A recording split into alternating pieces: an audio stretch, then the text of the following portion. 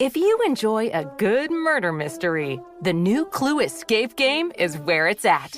Everything you love about the original Clue game, but with an escape room twist. Join forces with your friends to escape Mr. Body's mansion, then work together to solve the murder. Was it Colonel Mustard in the conservatory with the lead pipe? Mrs. Peacock in the kitchen with the candlestick? You'll have to play to find out.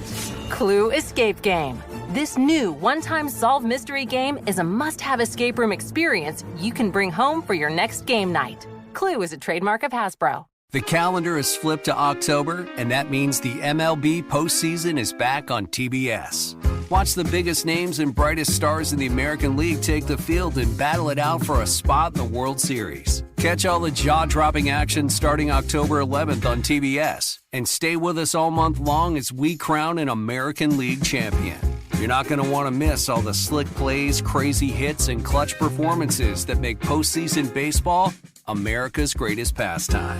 From the ALDS to the ALCS, TBS has you covered this October. The case of a missing Indigenous Alaska woman sparks new questions about other missing and murdered Indigenous women.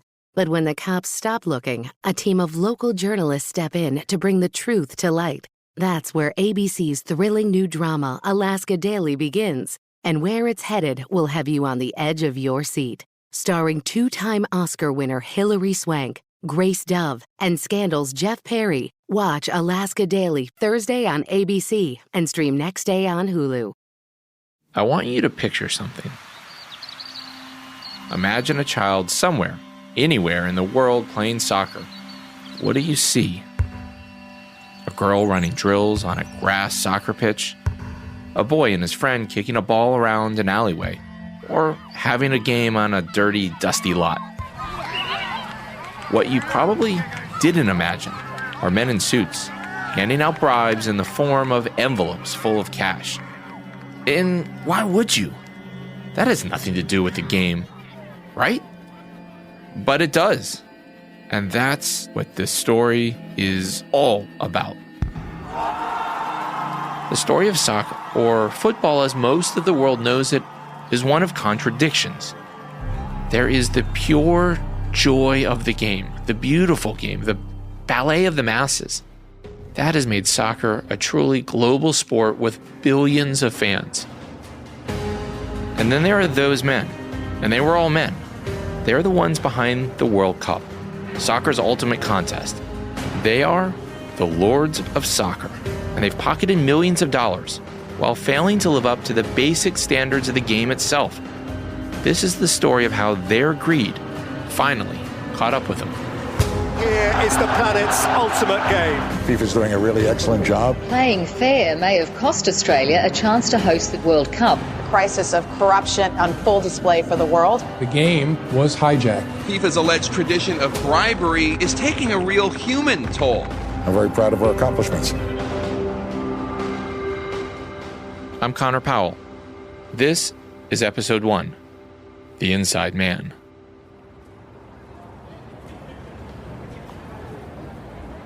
It's a brisk November evening in the year 2011. An electric scooter rolls slowly across the pink and rose-colored marble lobby of the 58th-story Trump Tower in downtown Manhattan. The man on the scooter is Chuck Blazer. He's a rare American on FIFA's executive committee. For nearly 20 years, he's traveled the world by private jet, stayed in five-star hotels, and rubbed elbows with a host of celebrities, sports stars, and world leaders. On this crisp autumn night, Blazer, with a head of hair and beard, as bushy and white as Santa Claus's, is making his way to Uncle Jack's, a posh New York steakhouse on the West Side. He's joined by friends, including the woman he's dating, the former soap opera actress, Marilyn Blanks. Because of his weight, which has ballooned to more than 400 pounds, he relies on a mobility scooter for assistance. Like many FIFA executives, Blazer is known in restaurants around the world for spending thousands of dollars on food, alcohol, and pretty much whatever the hell he wanted. In New York, Blazer was known as much for his love of strip clubs as he was for his love of Max, his blue and gold pet parrot. Max was regularly seen around town, sitting on Blazer's shoulder. On this fateful night, Max the parrot was left upstairs in one of Blazer's two luxury Trump Tower apartments. Combined, they cost nearly $24,000 a month. One of the apartments was just for his cats, who apparently peed a lot, and so were rewarded with a residence of their own. You might be wondering, like I did, how this morbidly obese, clearly eccentric American sports marketing executive from Queens, New York, ended up on soccer's International Governing Council. You might also ask, how could he afford such luxuries, like 2 penthouse apartments in downtown Manhattan? The federal agents, one from the Internal Revenue Service and the other from the Federal Bureau of Investigation, had been wondering the same thing. They were waiting for Blazer in the atrium of Trump Tower that very night, looking every bit the part of G-men in their conservative business suits. They approached the surprised Blazer as he and his friends were leaving the building through its obnoxious gold awning entrance on East 56th Street. Steve Berryman of the IRS and Jared Randall of the FBI introduced themselves. They told Blazer they were investigating corruption in international soccer and especially at FIFA. Blazer froze. His face turned white. They informed him the IRS couldn't find any records of him paying U.S. taxes for years. Now, meeting outside of the glitzy Trump Tower would have been an awkward place to cry poverty. And anyways, Blazer was too proud of his extravagant life that he had built to pretend it didn't exist. Blazer always knew this day might come. He was always really fundamentally insecure. That's Mary Pappenfuss. She co-wrote the book about Blazer called American Huckster, how Chuck Blazer got rich from and sold out the most powerful cabal in world sports. And he told Mary Lynn that he was afraid people were going to finally find out who he was. And she said, "Who's that?" And he said, "Just a fat crook from Queens." And I think that was his self-image. He was a fat crook from Queens. He was going to grab whatever he could when he could. He was just going to, go to the wall and maybe die before anyone caught him. Berryman handed Blazer a white legal document. The subpoena ordered him to turn over all of his financial records. Blazer was facing at least 30 years in jail, just for tax evasion. And more, many more, if the rumors of fraud, money laundering, racketeering that swirled around his time at FIFA were true. That's why the FBI was there. But Randall and the FBI weren't after just Blazer. They had much bigger designs. So they made him an offer he couldn't refuse. It was maybe a 30, 40-minute meeting, and they said, "We can arrest you right now, or you can wear a wire." And he said, "I'll wear a wire in a heartbeat." FIFA's extraordinary greed was about to catch up with them. Blazer was just a vulnerable link in a corrupt chain, a pressure point the FBI and IRS could use to expose the wider fraud they had suspected for years, for decades. The rules of the game had been rigged by FIFA, for FIFA. Maybe it was inevitable given the organization's history of playing footsie with murderous dictators and shady oligarchs. So let me take you back to the beginning of 2011, when it all really began to unravel for Blazer and ultimately for FIFA itself. It started when Blazer's longtime soccer partner, Jack Warner, was caught with envelopes full of cash trying to buy FIFA's presidential election. But before we go too deep into our story, let me first explain what FIFA is, besides the letters you see printed on official soccer balls. The Fédération Internationale de Football Association was founded in 1904 in Paris. It runs international soccer, the World Cup, the Women's World Cup, and a host of other smaller tournaments. Collectively, these games are watched by more than 4 billion people. That's more than half the planet. No surprise, then, that FIFA pulls in billions of dollars each year. And by these measures, it's been a great success. FIFA is also an epic failure. a testament to greed. There's long been talk of widespread corruption, a rot at the highest levels of the organization. In 2015, two other organizations with acronyms you already know, the FBI and the IRS, arrested more than a dozen former and current FIFA members on charges of bribery, fraud, and money laundering. These arrests, many of which can be traced back to that chilly fall meeting with Blazer, rip back the curtain of institutional rot and dirty dealings of an organization operating completely out of bounds.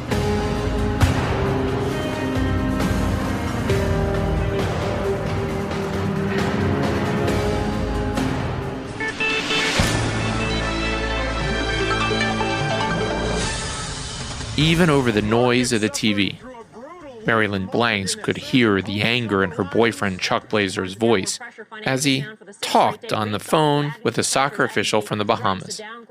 Blazer's TV was always on and always loud. It was a lot like Blazer himself. So when he threw his phone across the penthouse bedroom, Blanks knew whatever was wrong must be bad. And it was. You see, before he agreed to be a snitch for the U.S. government, Blazer was a reluctant whistleblower. I mean, don't get me wrong. You wouldn't confuse him with some do-gooder or anti-corruption advocate.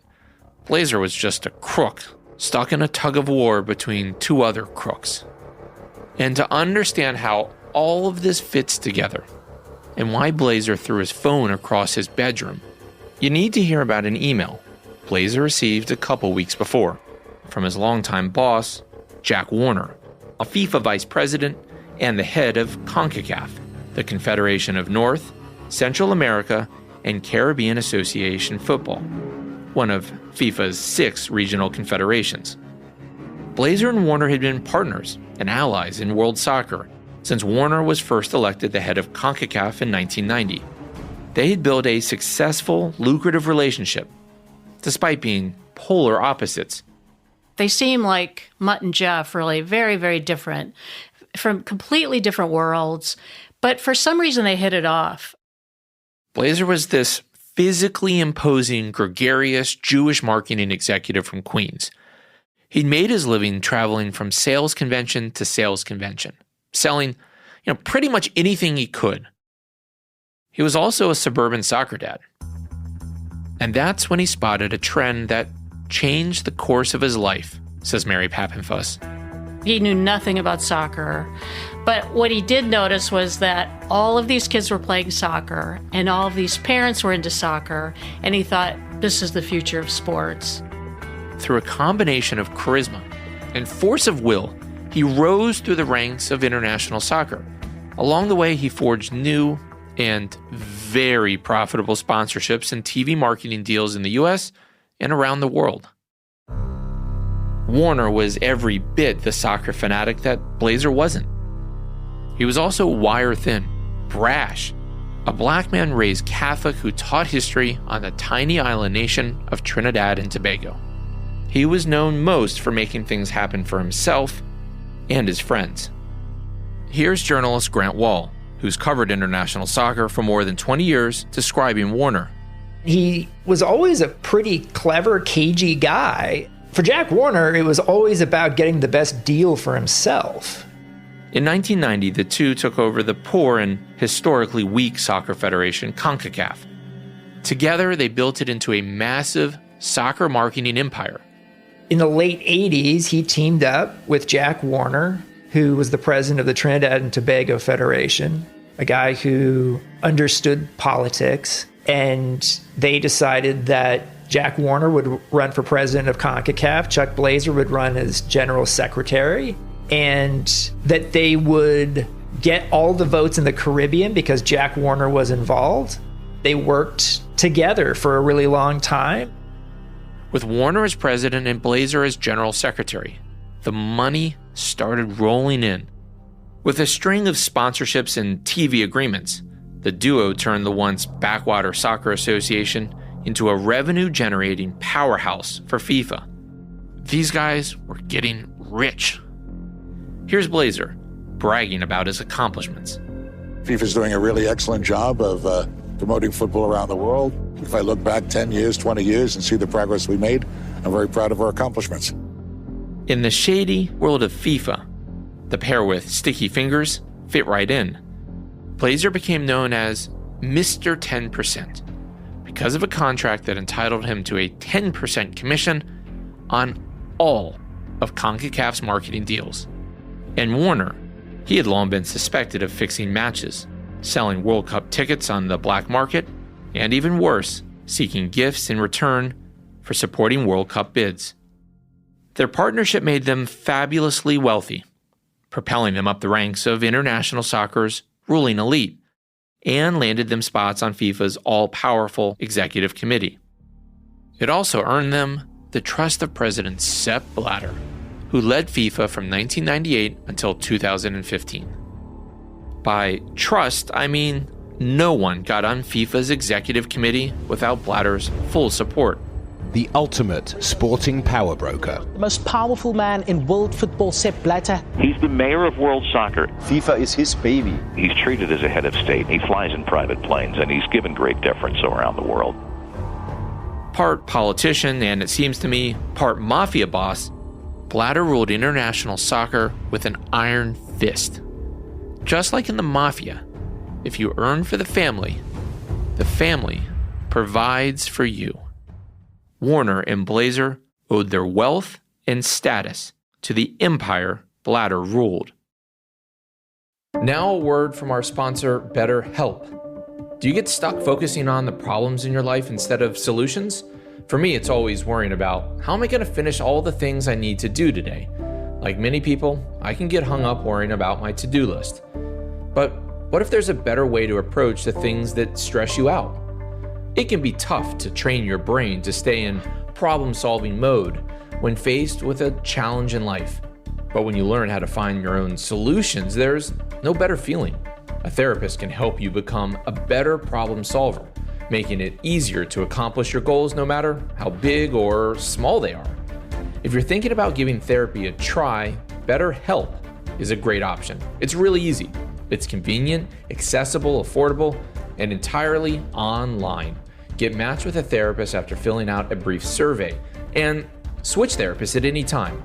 There aren't many things this helpful that are so easy.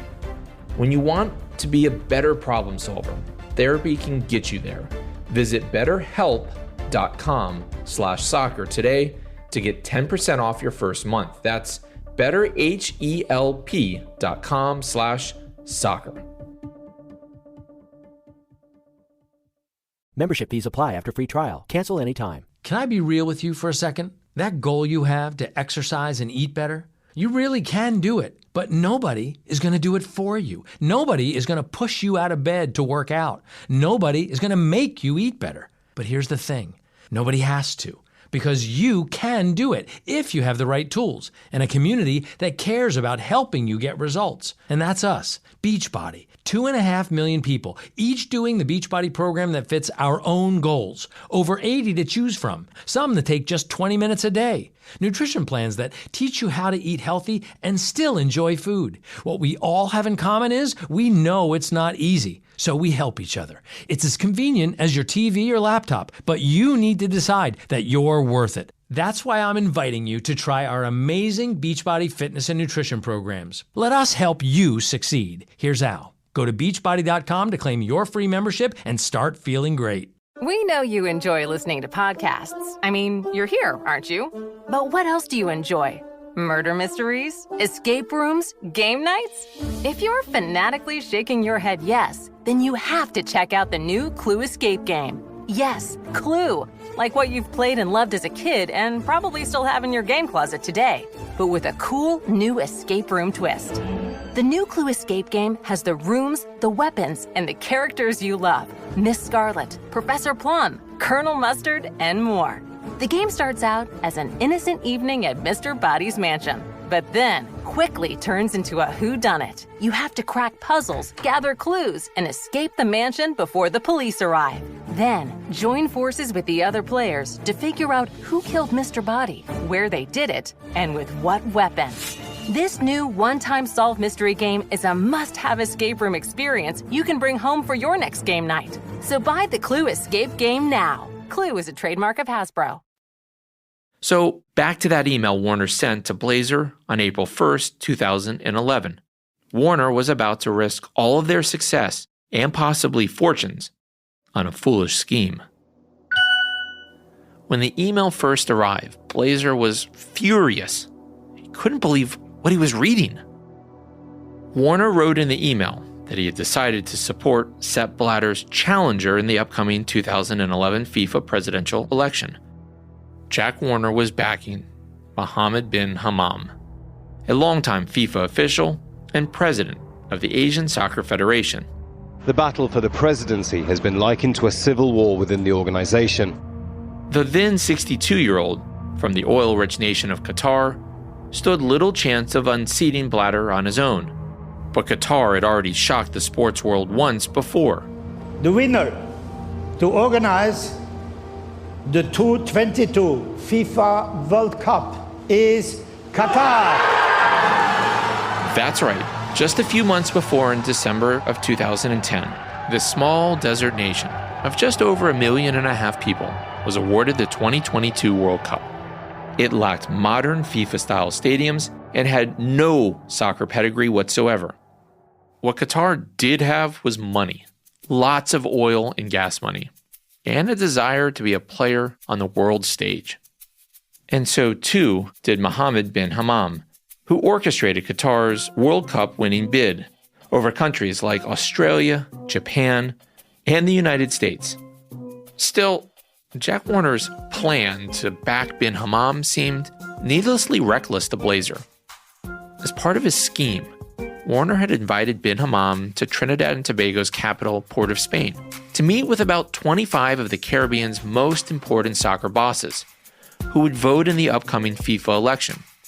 Together, they could swing the vote against Blatter and in favor of bin Hammam. In the shadowy back rooms of FIFA deal-making, that meant money, lots of money, in the pockets of soccer officials who would choose the next FIFA president. After reading the email, a panicked Blazer immediately fired off a sarcastic response to Warner. Journalist Mary Pappenfuss saw the email. I think his first line was, "I hope this is an April Fool's joke." It actually was April Fool's Day, but Warner's plan was anything but a joke. Chuck heard about it, and he was just panicky. And he told him, "We can do this more discreetly in a better way." He said, "Please don't do this." Weeks later, when Jack Warner and the 25 Caribbean soccer bosses met in Port of Spain, he barreled ahead with his plan. Warner's lack of discretion was on full display when he doled out $1 million on behalf of bin Hammam in small brown paper envelopes. And that's what Blazer had learned in the call that made him so angry that he threw his phone across the room.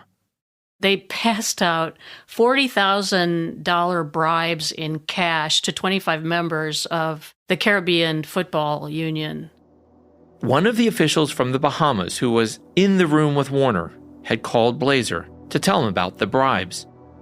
What no one knew at the time, but we know now, was part of the 2-day meeting in Port of Spain was filmed. The audio, it isn't great, but if you could see the grainy video, you'd see a nondescript conference room in Trinidad's Hyatt Regency Hotel with about 24 Caribbean soccer officials sitting behind long rows of tables, each one with a small bottle of water and a clear drinking glass at their side. We do have the audio. You can hear Jack Warner on tape brazenly urging his fellow Caribbean soccer officials to accept the, quote, gift for Mohammed bin Hammam. The gift you get is for you to determine how best you want to use it. And if you ever wondered what it might sound like if ethics and integrity were blatantly mocked in the act of bribery, well, Warner happily provided a script telling anyone who considered returning the money because of ethical concerns to go open a church. I know there are some people people here who believe they're more pious than thou. If you're pious, open a church, friends. If you're pious, open a church, friends. No one would accuse Blazer of being pious. And yet he was beside himself after hearing about the bribes and the envelopes stuffed with cash. His longtime partner in crime had crossed soccer's godfather, the most powerful man in world sport, Sepp Blatter. Chuck Blazer and Jack Warner were now on opposite sides of the battle for control of FIFA. Here again, Mary Pappenfuss. I think if it had been done more discreetly, with more sophistication, and Sepp Blatter would have been lost the position, Chuck wouldn't have cared. It was just, it couldn't have been contained because there were whistleblowers calling people up. So he knew he had to come out fast on the right side. That was, the red line. Chuck had to turn Jack in or go down in flames with him. Anxious, angry, afraid, Blazer knew he had no choice but to report Warner to FIFA's leadership. Still, he hesitated for a few days, knowing full well that his longtime friend could be vindictive and that Warner knew all of Blazer's personal secrets. Secrets that could end Blazer's FIFA career, or even worse, land him in prison.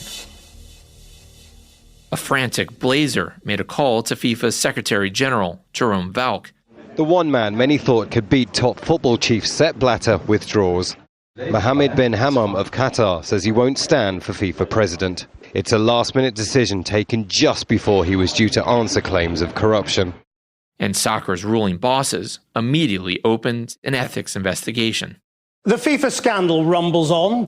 Within days, Warner and bin Hammam were out, banned from the sport. Football's governing body has tried to tackle its shady inner workings by suspending 2 executives on corruption charges. Blatter would easily be re-elected for a 4th term as FIFA's president. And then he casually brushed aside the entire scandal that was staring his sport right in the face. Here's Sepp Blatter. Crisis? What is a crisis? If somebody of you would describe to me what there is a crisis, then I would answer. Football is not in a crisis. Blazer was hailed as a hero and went before the camera as the clean face of an organization long suspected of corruption. What can be done to clean up FIFA then? What I did, and that is to turn around and to expose it where it exists. The journalist Grant Wall notes the irony. For a while, it was hilarious. Chuck Blazer was being called a whistleblower when Chuck Blazer had been just as corrupt as Jack Warner hand in hand for decades.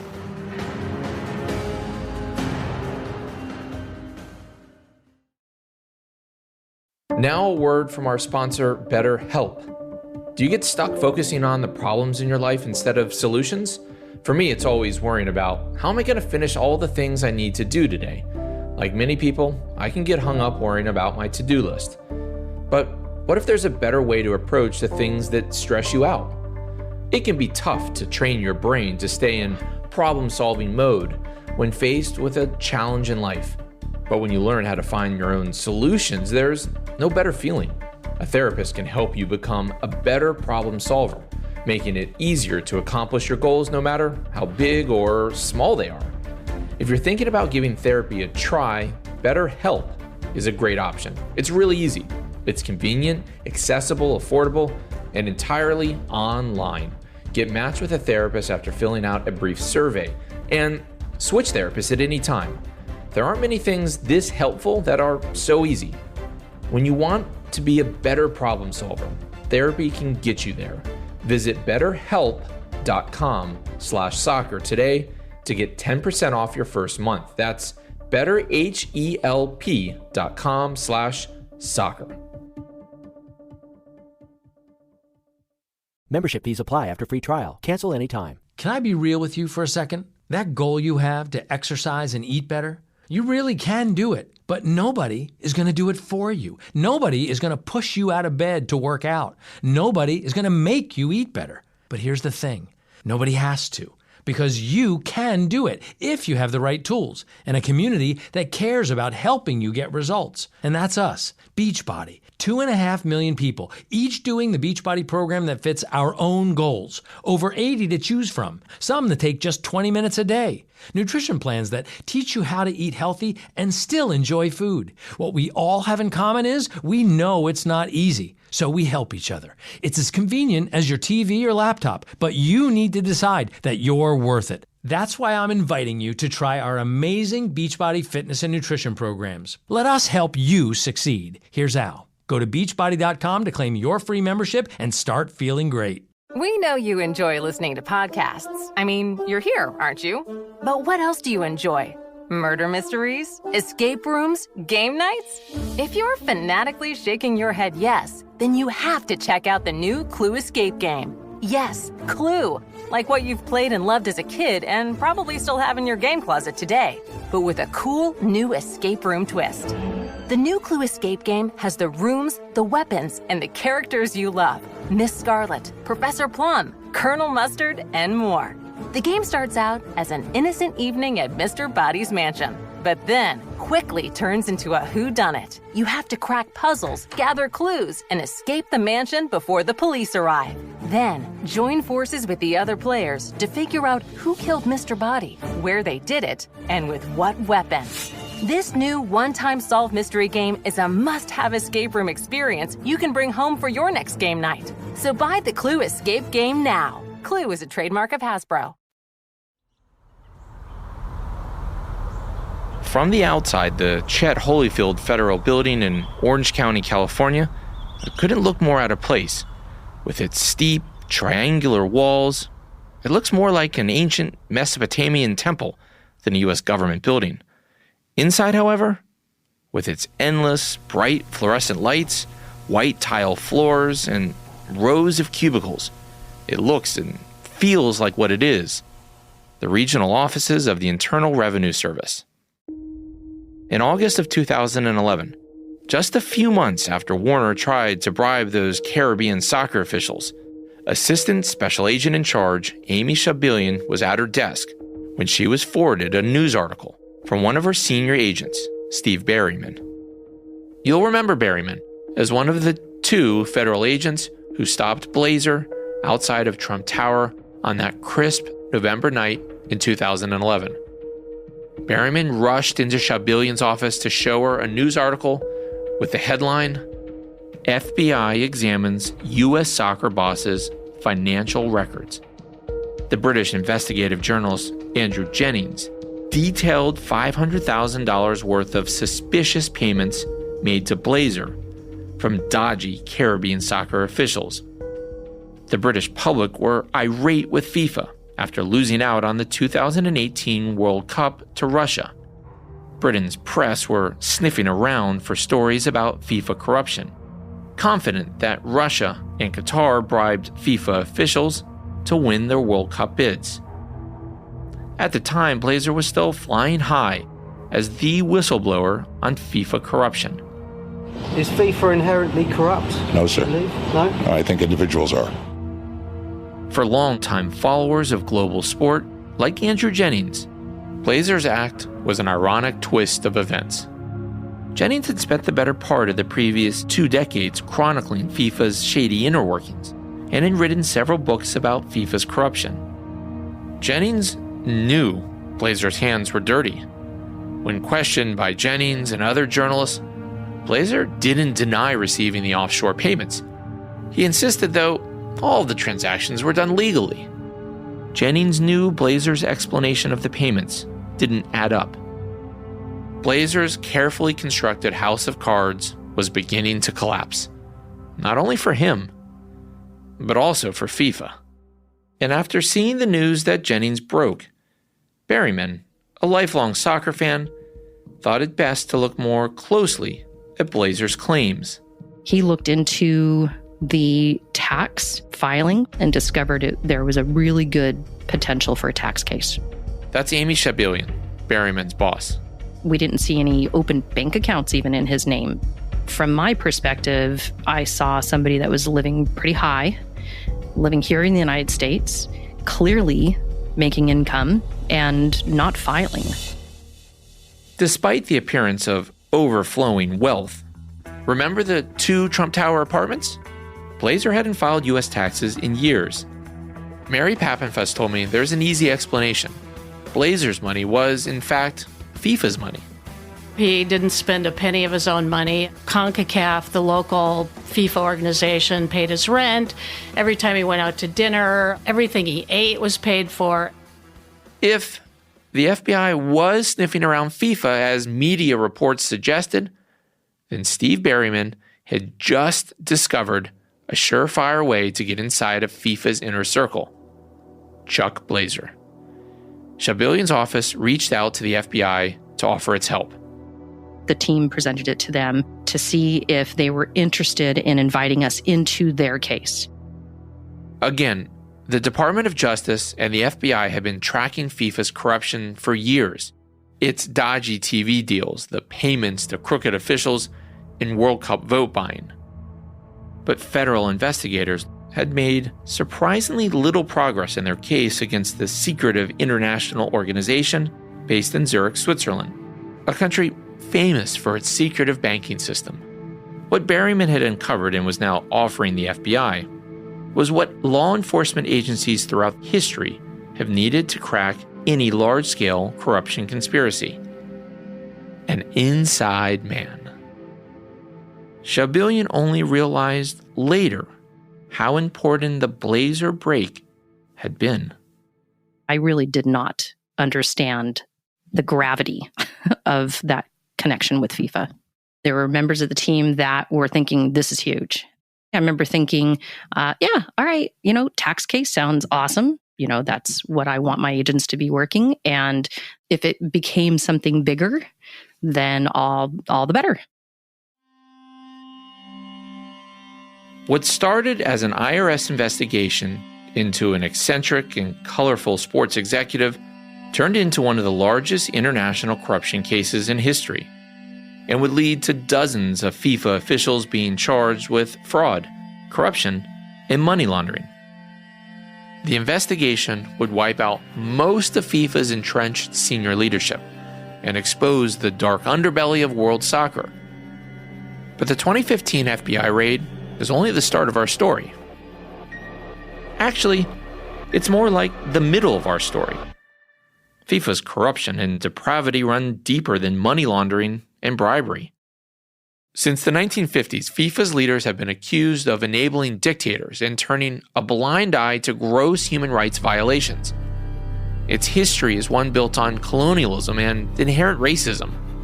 And maybe it's no wonder that history led to an organization some say looks more like the mafia than a modern sports empire. Its top executives are accused of using the organization's vast wealth to buy influence, line their pockets, and remain in power.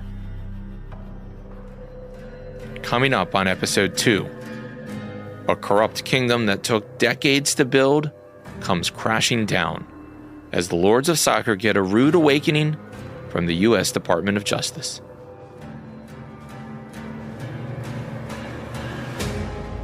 The Lords of Soccer: How FIFA Stole the Beautiful Game is an Inside Voices media production in conjunction with iHeartRadio.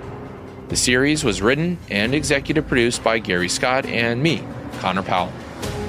Logan Heftel and Katie McMurrin provided the sound design with assistance from JC Swadek and Jake Bluenote.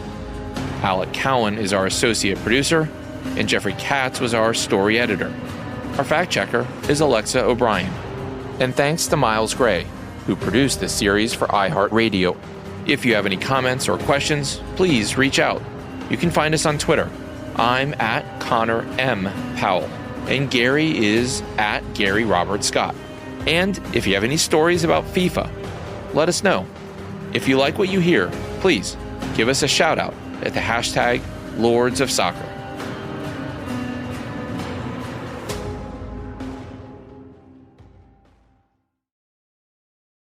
With With the new season comes new savings. This autumn, our mattress prices are falling like leaves during our Sleeptober sale. For a limited time, get up to $600 off your dream mattress. Choose from our ultra comfy original or original hybrid, our Wave Hybrid for support, or the best of both worlds with our Nova Hybrid. Don't snooze on Sleeptember. Shop online at Casper.com or a participating store near you today. Sale ends October 16th. Exclusions apply. See Casper.com/promo.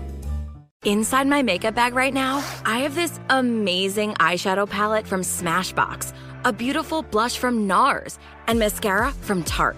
I never would have found these products on my own. Luckily, I had Ipsy to help me. Ipsy. Ipsy. I'm addicted to saying that word. And you'll be addicted too. Ipsy is literally the best kept secret in beauty. Even if you only wear makeup sometimes, Ipsy sends you products that make you look amazing all the time. Just go to Ipsy.com and take their free beauty quiz, IPSY.com, and Ipsy will send you 5 beauty products picked just for you from 5 different brands. And you even get a cute makeup bag, like this one. These products are worth over $50, but Ipsy is only $13 a month. Yeah, 5 new products a month for only $13 a month? I mean, hello, it's a no-brainer. So, up your makeup game the affordable way and go to Ipsy.com to join. That's IPSY.com.